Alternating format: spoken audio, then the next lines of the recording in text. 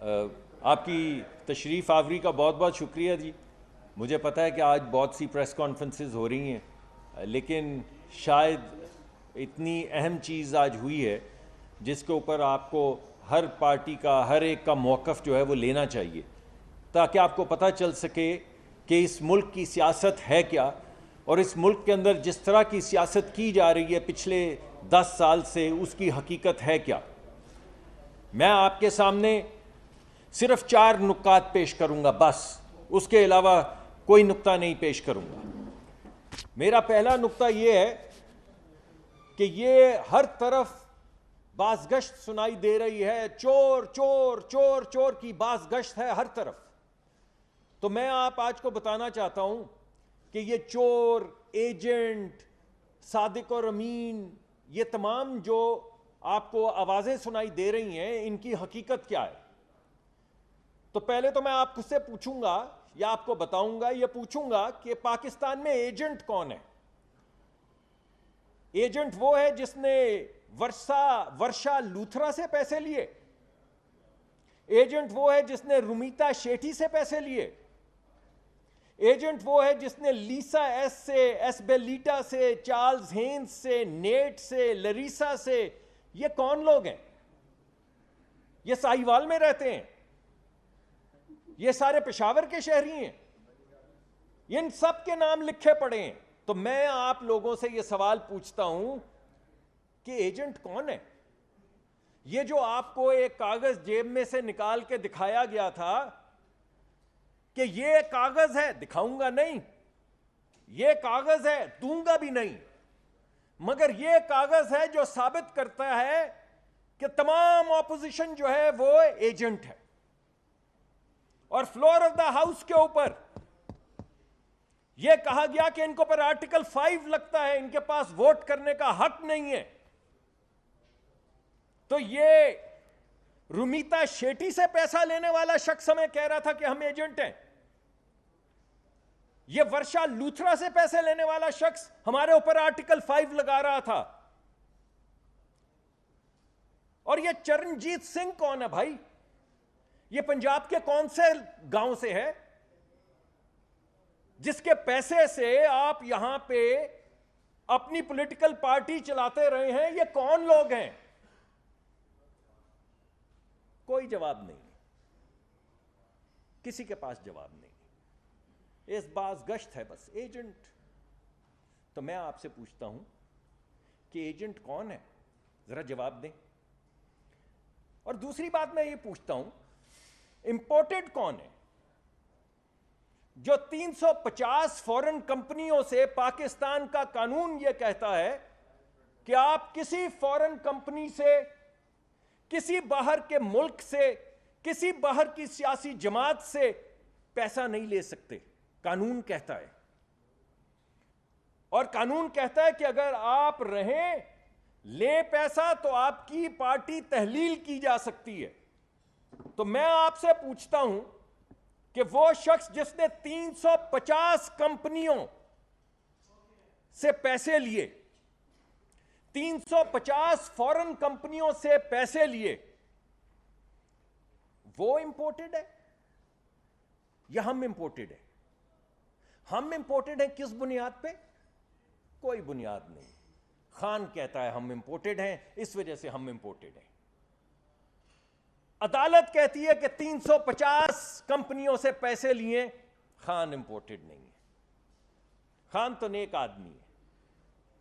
कानून कहता है कि आप किसी गैर मुल्क से, किसी गैर मुल्की काबीना के मेंबर से, किसी सियासी जमात से पैसे नहीं ले सकते। ये 2 मिलियन पाउंड किसने लिए? तो इंपोर्टेड कौन है? ये इंपोर्टेड और एजेंट हम कैसे हैं भाई? और आप क्या हैं? जरा बताइए। तो मैं आप लोगों से पूछता हूं कि 350 मिलियन, 350 कंपनियों से पैसा लेने वाला, फॉरेन कंपनियों से पैसा लेके इस मुल्क में सियासत करने वाला, वो नहीं है इंपोर्टेड। हम में इंपोर्टेड, जिनके पास टूटी चप्पलों वाले लोग हमारे आते हैं। आप आए हमारे जलसों में, शक्लें देखें उन लोगों की, गरीब लोगों की जो वहां पे आते हैं। हम इंपोर्टेड हैं और ये चार्ल्स हेन्स वाले, रुमीता शेट्टी वाले, ये लोकल है, ये सारे इंडिजिनस हैं। तीसरी बात, चोर कौन है? और यह सबसे अहम बात है जो मैं आप आज सामने रखने लगा हूं सबूत के साथ। चोर कौन है? एक बात तो मैंने आपको कल परसों भी कह दी थी कि इस मौजूदा तारीख में दो सबसे बड़े मुआशी स्कैंडल हुए हैं।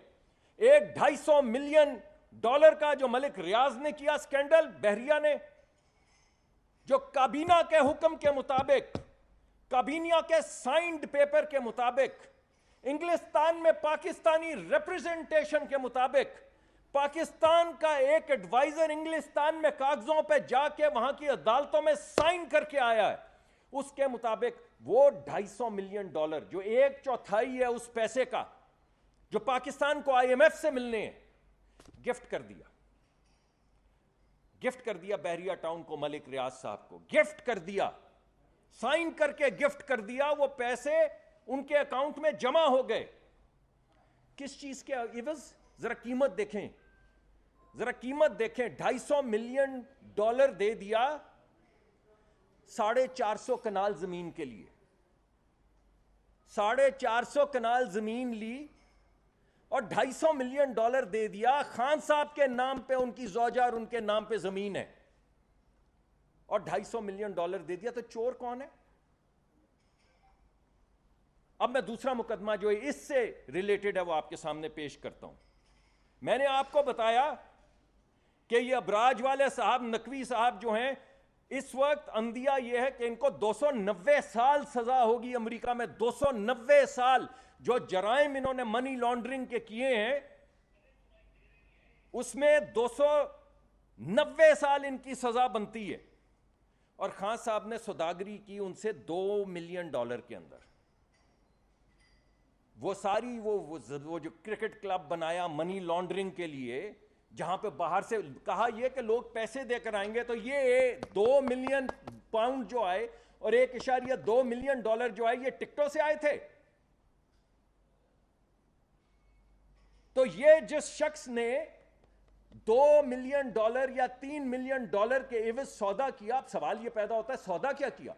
जिस पार्टी से सौदा किया उनको फायदा क्या पहुंचाया? तो मैं आज आपको वो बताता हूं। के इलेक्ट्रिक ने 20 साल से वादा किया हुआ था कि कराची की मुश्किलात हल करने के लिए वो इन्वेस्टमेंट करेंगे। 20 साल से यह मुकदमा चल रहा था कि उन्होंने इन्वेस्टमेंट करनी है, वो क्यों नहीं कर रहे, और हमने अपने दौर में करवाई। और 2020 के बाद, यानी वो पैसे $2-3 मिलियन या $2-3 मिलियन जब आ गए पीटीआई के अकाउंट में, तो क्या हुआ? एक प्रोजेक्ट जिसका नाम दतांग कोल प्लांट है, जो कराची में लगना था, कराची के लोगों को सहूलत देने के लिए, जो इन्वेस्टमेंट करनी थी कानून के तहत, कॉन्ट्रैक्ट के तहत, के इलेक्ट्रिक ने वो माफ कर दी गई। $1 बिलियन, यानी 250 अरब रुपए की इन्वेस्टमेंट थी, जो 2.5-3 मिलियन में बेच दी। तो चोर कौन है? असद उमर साहब CCOE में बैठे और उन्होंने डिक्टेट करवाया। यानी वहां पे बैठे लोगों ने कहा कि आप ये मत करें, ये 20 साल पुरानी कमिटमेंट है, इसे खत्म मत करें, ये कराची के लोगों का मुकदमा है, ये बिजली उन्होंने कॉन्ट्रैक्ट में बनानी थी, मत करें। मगर खान साहब का हुक्म था, तो असद उमर साहब कैसे टालते? वो भी बेचारे हैं। दो दतांग कोल प्रोजेक्ट, हवा में नहीं बात कर रहा हूं, नाम लेके आपको बता रहा हूं। दतांग कोल प्रोजेक्ट जो अपने आखिरी मराहिल में था, 250 अरब की कराची में इन्वेस्टमेंट जो के इलेक्ट्रिक ने करनी थी, वो माफ कर दी गई। 2020 के एंड में माफ कर दी गई। आपको याद है ना वो तस्वीर खान साहब की?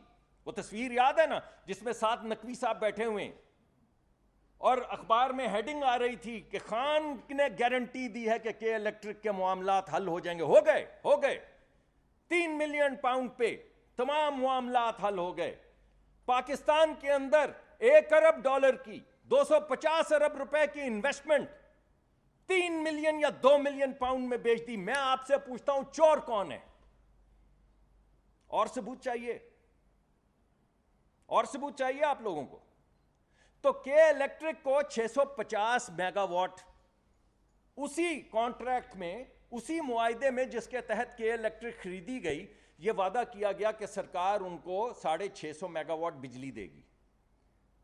खास साहब क्योंकि बड़े आदमी हैं, दरिया दिल हैं, सूफी हैं, नेक हैं, रियासत मदीना बना रहे हैं, और बाकी शिरक विरक की तो मैं बातें नहीं करता। तो जो भी वो कर रहे हैं, उन्होंने फैसला किया कि ये 650 मेगावाट बढ़ा के 2050 मेगावाट कर दिए जाएं। आपके यहां लोड शेडिंग हो रही है, रोज हमें आप यहां बुलाते हैं, हमसे पूछते हैं लोड शेडिंग क्यों हो रही है। अब मैं आपको बताता हूं लोड शेडिंग क्यों हो रही है। कि वो बिजली जो पाकिस्तान के तमाम शहरियों को मिलनी थी, उसमें 1500 मेगावाट बिजली खान साहब ने 2 से 3 मिलियन पाउंड के एवज कहा कि यह दे दी जाए के इलेक्ट्रिक को। इसकी कीमत पता है कितनी बनती है? यह जो इजाफी बिजली दी है, इसकी कीमत पता है कितनी बनती है? 300 अरब रुपए। कैलकुलेट कर दूं, 1500 मेगावाट ज़रबे 24 ज़रबे 30 ज़रबे 12 ज़रबे 0.9 ज़रबे 1000, 11.664 बिलियन यूनिट बनते हैं, जिनकी कीमत 300 अरब रुपए है।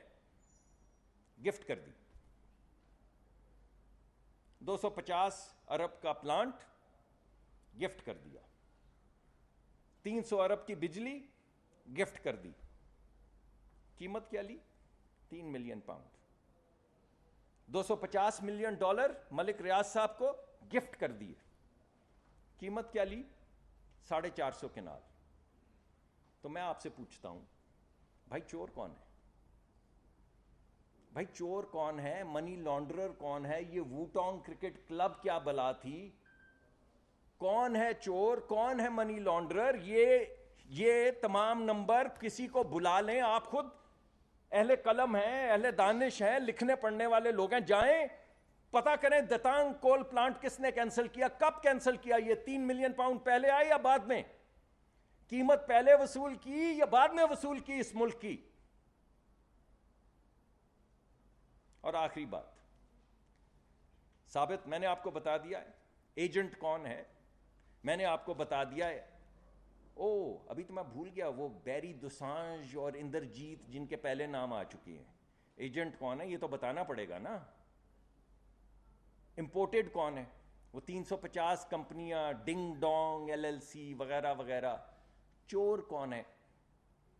450 केनाल के बदले में जो 250 मिलियन का तो बिलियन 250 अरब का तोहफा, मिलियन डॉलर का 250 मिलियन डॉलर्स का तोहफा दे जो 450 केनाल पे, और जो शख्स 2.5 से 3 मिलियन पाउंड के लिए 250 का कारखाना दतांग कोल का तोहफे में दे के इलेक्ट्रिक को, और 300 अरब की बिजली तोहफे में दे, 650 को बढ़ा के 2000 करे, और वो मुअज़्ज़िज़ीन शहर CCOE को हेड करते हैं। मुझे तो अच्छा नहीं लगता नाम लेने का, लेकिन वो इतने मुअज़्ज़िज़ हैं, इतने बड़े आदमी हैं। तो को पूछे असद उमर साहब से, भाई किसने कहा था आपको ये सब कुछ करने को, और 3 मिलियन पाउंड के लिए? And yet Brutus is an honourable man. क्या बात है भाई। तो आखिरी बात मैं आपके सामने ये रखता हूं कि सादिक और अमीन कौन है। एक शख्स 5 साल तक अंडर ओथ कागज अपनी पार्टी के साइन करता रहा, अंडर ओथ के में अंडर ओथ उन्होंने साइन किए कि जो मैं कागजात आपके सामने जमा करवा रहा हूं वो सच हैं और सच के अलावा कुछ नहीं है। तो आज इलेक्शन कमीशन ने वो सारे आपके सामने रख दी कि 5 साल झूठे कागजात जमा करवाए अंडर ओथ। तकरीबन 16 अकाउंट जो हैं वो छुपाए अंडर ओथ। एक लिस्ट है 8 की, कुछ अननोन अकाउंट्स की लिस्ट है, उसको जोड़ लें तो कुछ 16 के करीब अकाउंट बनते हैं। 16 बैनुल अक़वामी अकाउंट छुपाए, वो अभी भी सादिक और अमीन है। 5 साल अंडर ओथ गलत चीजें लिख के साइन करके जमा करवाते रहे, फिर भी सादिक और अमीन है। 16 अकाउंट छुपा दिए, 8 तो खुद भी मानते हैं, वो अब भी सादिक और अमीन है। और कौन है जो सादिक और अमीन नहीं है? याद करवा दूं, जो अपने बेटे की कंपनी में डायरेक्टर के तौर पे, अपने बेटे की कंपनी में, दुबई में अपने बेटे की कंपनी में एज अ डायरेक्टर पैसे ले सकता था, मगर क्योंकि अपने बेटे की कंपनी थी नहीं लिया। आप सब अपने बच्चों की कंपनियों के अंदर नहीं है। कोई अपने बाप को नहीं कहता कि आप आ जाएं मेरी कंपनी में बोर्ड के ऊपर, मैं चाहता हूं मेरा बाप, अगर अल्लाह ने मुझे इज्जत दी है तो मैं अपने बाप को बिठाऊं, अपने भाई को, अपनी अम्मा को बिठाऊं, बाकी सब बिठा सकते हैं। मगर एक शख्स था दुबई में, उसने कहा कि मैं अपने बाप को बोर्ड में डाल देता हूं। अदालत ने कहा, फैसले ने कहा कि तुम चूंकि बोर्ड पे थे तनख्वाह ले सकते थे, तुम्हारे बेटे की है, तुमने नहीं ली तनख्वाह, मगर उससे क्या गर्ज, ले तो सकते थे ना बोर्ड मेंबर के तौर पे, तो तुमने वो डिक्लेयर नहीं किया। क्योंकि तुमने वो डिक्लेयर नहीं किया तो तुम सादिक और अमीन नहीं रहे। क्योंकि तुम सादिक और अमीन नहीं रहे तो अब तुम वजीर आजम नहीं रह सकते। क्योंकि तुम अब वजीर आजम नहीं रह सकते और तुम सादिक और अमीन नहीं हो तो पार्टी के सरबराह भी नहीं रह सकते। किस बात पे? कि अपने बेटे की कंपनी में तनख्वाह ले सकते थे, नहीं ली। अदालत के फैसले में लिखा नहीं ली, लेकिन क्योंकि ले सकते थे तुम सादिक और अमीन नहीं हो। और ये सादिक और अमीन है। तो मैं आपसे जाते जाते सिर्फ ये पूछता हूं, भाई ये एजेंट कौन है? ये चोर कौन है? ये इंपोर्टेड कौन है? और ये सादिक और अमीन कौन है? और इस मुल्क का इंसाफ क्या है? बहुत बहुत शुक्रिया।